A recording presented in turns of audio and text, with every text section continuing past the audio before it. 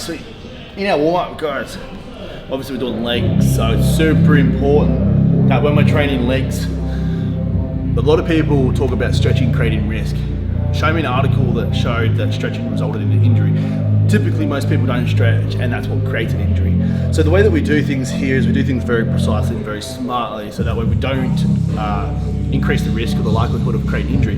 Now, I understand that obviously stretching is going to lengthen out the fibers prior to training, but that's great. That's what you want. You want to open up those fibers, get them to the maximum range of motion, the full length positioned. It's also going to allow for blood volume transportation. So in the use of a stretch, we also use precise activation and control drills prior to heavy loading of mechanical tension. That way we don't allow for any risk to happen. Obviously, if our joints are loose, what we do is we stabilize them and we get them ready prior to jumping under a 200 kilo squat, for example. Now, because I am very quad dominant, we're doing an isolated quad stretch here.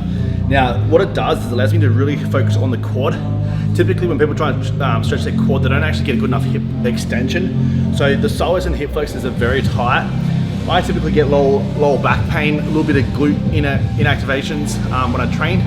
So my first priority is to lengthen my quads out. That way, this session is primarily hamstring. Well, this block that I'm in is primarily hamstring. So lengthening out my quads will, one, address the tightness that I have from being quad dominant from years of poor coaching. And then it will allow me to get better activation, better control in my hamstrings, because obviously it's not fighting the mechanical tension from the quad load. So in this stretch, this is one of my favorite because it allows me to be really strict on that quad. Obviously I can't really manipulate my body too far. I can adjust and increase the intensity in that quad stretch. So obviously as it starts to release, I can increase that intensity, make it a little bit harder, and slowly get that quad back to a lengthening position. The biggest part of this is just keeping a nice balanced posture, keeping the midsection braced, and optimizing a hip extension. So right there, I'm in optimal hip extension, and I can literally feel that psoas, hip flexor, and upper quad really taking into that maximal stretch. So we'll follow through with these, and then we'll get into a little bit of the hamstrings, but more primarily, my left glute doesn't fire, so we'll do a lot of activation work, and then we'll get into a session.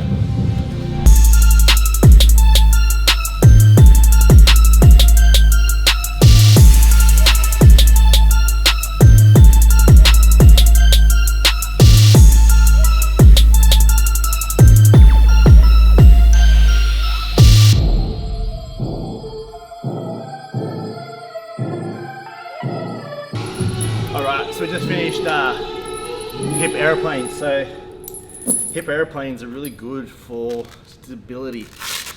Plus they feel really good on the hip joints. So I started incorporating them, obviously when I had a bit of tight quads, was sort of rehabbing myself out of some poor coaching programs, not my own doing. And yeah, I had a lot of issues with my hips, real sticky, which obviously triggered a lot of lower back issues as well. So I started incorporating a lot of hip airplanes as a nice control movement. As you can see, there's a lot of control there.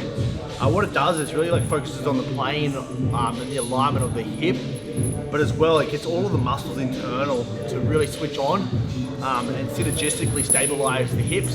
So that way when I go out into the gym and I start loading up some weight, these internal fibers are activated and it's actually got the best support around my joints.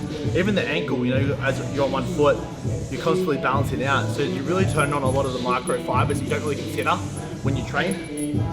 Now what we're going to do is going to head into small glute specific isolation work and really get these on before I start hitting some big movements. And it will help balance the hip alignment and the mechanical tension between the quad and hip dominant movements.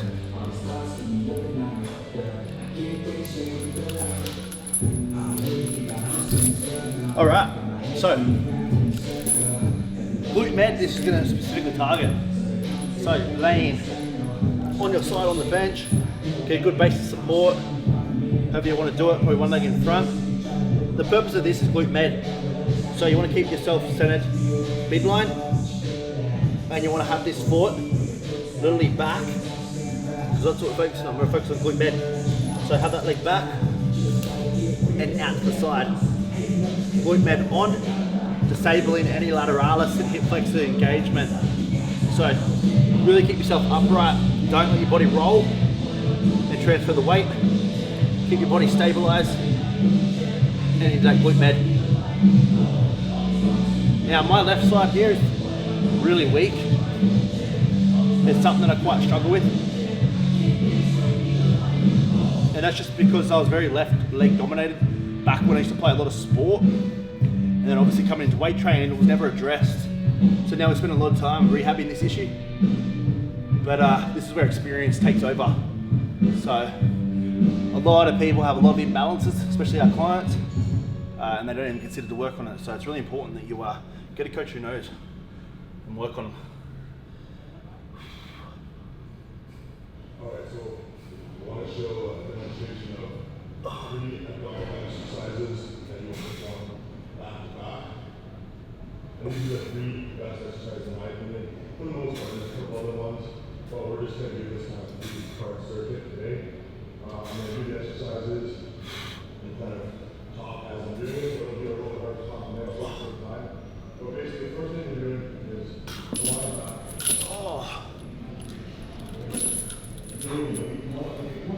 So he's going to do a little bit on each side. Probably a lot of the time will be on the left.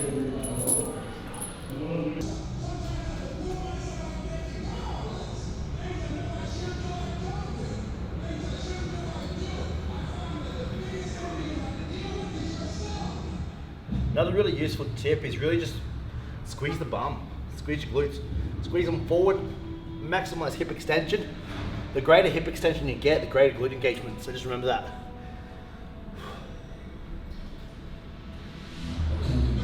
So as you can see, this leg's quite strong already. I'm not going to focus too much on the time on here. The left is what needs to work. But it's super important you do also activate both sides, but favour the attention to the side that desires it.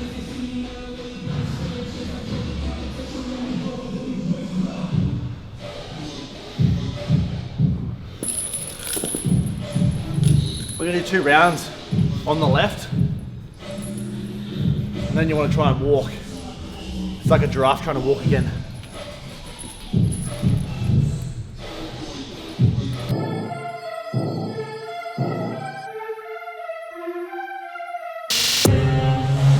So today's very much hamstring dominant. That's our focus for this block. Improve our weak areas. We are in our growth phase at the moment, so we're about probably halfway through. So what we're going to do is we're going to apply a resistance, so that way the force is acting at the top of the contraction phase. It's going to start nice and light on the weight as a warm up, and then progress heavier into the set. So what we've got is we've got 8 reps with band at the top with tension in our working set, not warm up. So 8 reps, band, tension, obviously with the weight as well. Maximize that mechanical tension on the contractive phase. Tempo is 3-second negative, 2-second pause and a 1-second contraction. And then we're into a 15-second rest, bands off, 6 reps, same tempo, and then 15-second rest, 4 reps. And then at the end of those 4 reps, we're gonna hold for a 20-second isometric hold. Did you get all that? Yeah, either did I. So, let's go.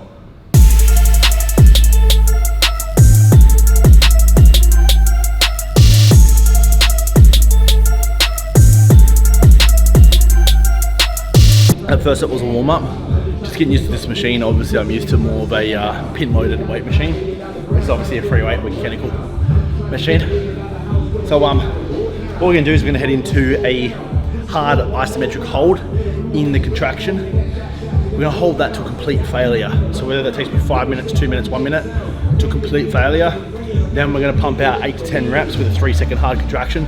So after failure, coming in, that's 1 rep, hold in 1, 2, 3, back out, 1, 2, 3, repeat that by 8 to 10 reps, whatever the body can handle.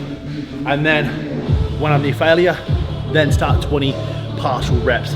So just getting as much movement as I can, just burning those hamstrings out. And then we're straight into a heavy compound set, reverse hack squats. Fun. All right.